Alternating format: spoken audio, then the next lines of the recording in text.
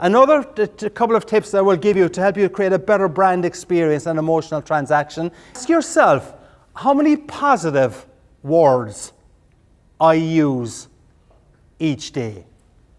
Now, by that I mean, how often do you say something is excellent, or you say a customer or a client is excellent, a piece of work is good, is fabulous, is brilliant, etc.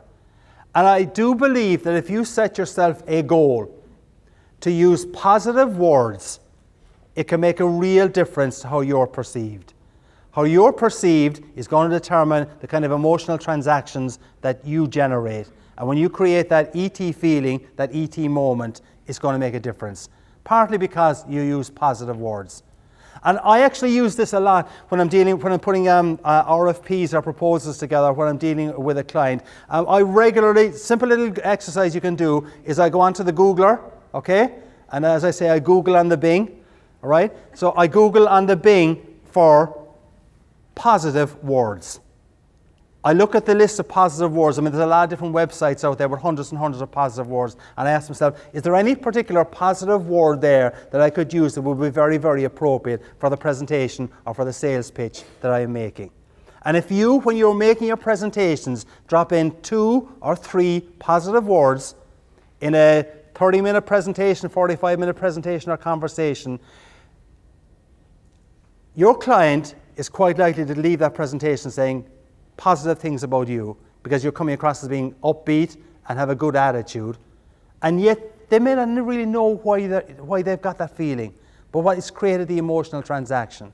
It's like Bob being stuck in a Starbucks drive-thru for 12 minutes. He can't articulate why he wants to be stuck in a Starbucks drive-thru for 12 minutes. But it's not just the head, it's the heart as well.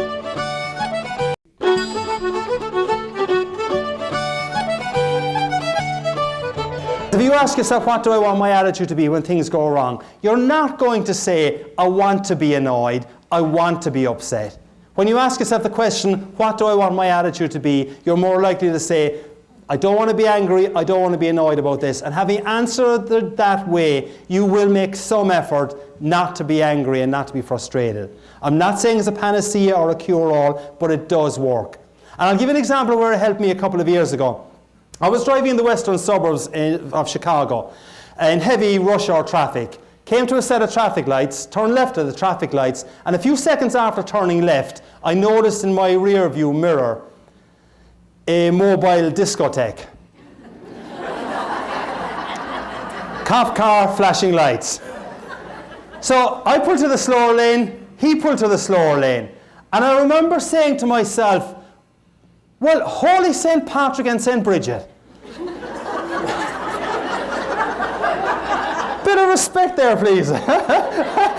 Holy St. Patrick and St. Bridget. What could that fine officer of the law want from an upstanding citizen like me? Now, that was the gist of what I was thinking. I may have said just one 4-letter word. But for those of you whose mind is in the gutter, the word was oops. Which, as you all know, stands for uh-oh, police, stop. Right, so I pulled into a little small parking lot at the side of the road, and as I was pulling in, I said to myself, now why does he want to speak to me? And the only reason I could figure why he might want to speak to me was when I had turned left at the traffic lights, they were slightly red. But not by a whole lot now, mind you. So, he's there on his computer checking me to see if, in my case, I'm a member of the Irish Republican Army, or even worse, a Cubs fan. Go White Sox! I have to tell you, depending on who I'm speaking to, I obviously try and put in a kind of an answer to that gets a reaction. But when I was speaking up near the Green Bay area a couple of years ago, I made the comment that the cop was checking to see if I was a member of the Irish Republican Army, or worse, a Packers fan. I didn't think I would get out of that room alive.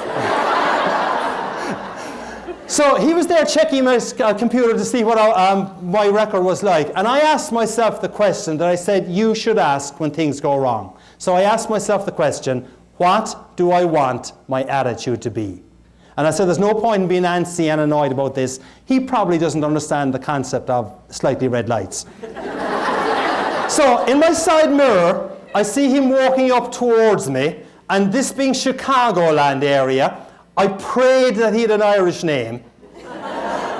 I prayed that he had this vision of Ireland, that the roads are still unpaved, that milk is brought to the creamery via donkey and cart, and that traffic lights, if they exist at all, are, well, basically advisory.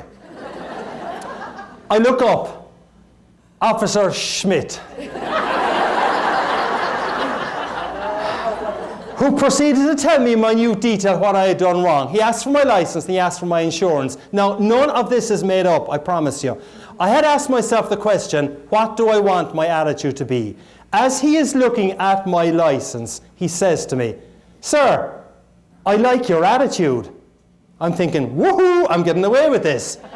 Then he looks at my insurance and he says, "Sir, your insurance certificate is out of date." My wife normally looks after that, officer. He smiled. I think he realized he was dealing with one more administratively incompetent husband. Ladies, you know the story, I'm sure. And he just handed back the insurance certificate to me and he said, "Look, take it easy on that one." Now, I should tell you that this event happened on the 16th of March. Okay? One day before St. Patrick's Day.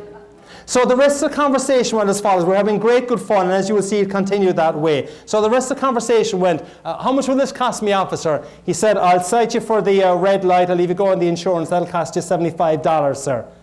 $75? Do you know how many pints of Guinness I can get tomorrow for $75? The guy cracked up laughing. I think he thought I was on crystal meth. And he said to me, "Sir, if I was to cite you for the red light and the lack of insurance, this would be significantly more expensive. You'd have to go to a traffic court." So I said, "Thank you, I appreciate the break you're giving me."